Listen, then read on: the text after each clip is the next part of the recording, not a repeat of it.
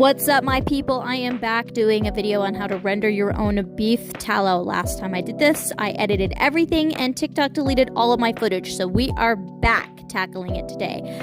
I have about 8 pounds of beef fat here straight from the store. Sometimes you'll see this cut up in chunks. Sometimes they will have it ground at the store. I just picked this up at my local Super One.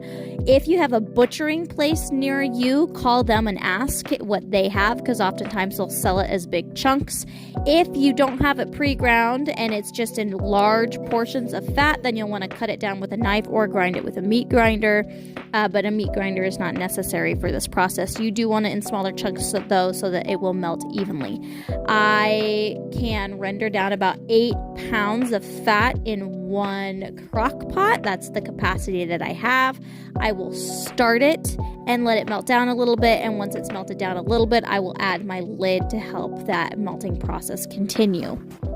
But you want this nice and low and slow. You're going to go ahead and continue rendering it down. You'll see me stir here in some of these beef pieces inside. These are the cracklings, the pieces of meat that were left on the fat. Some of this is still pink. That tells me we're not quite ready yet. There's still some melting to be done. Once you start stirring it and everything is nice and browned and cooked, that's when I know it's time for our first straining that we're going to go ahead and put in the fridge. This is the consistency that I'm looking for. So all of this is just bits of meat and cartilage, and we want to separate that out from the rest of the fat, which is our tallow that we're rendering.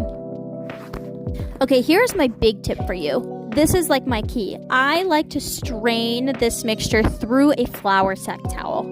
It has a tighter weave than even a cheesecloth does, and it takes out a ton of my impurities. It makes it super easy. The biggest key here is be aware of how hot this mixture is. It is extremely hot. You don't want to burn yourself.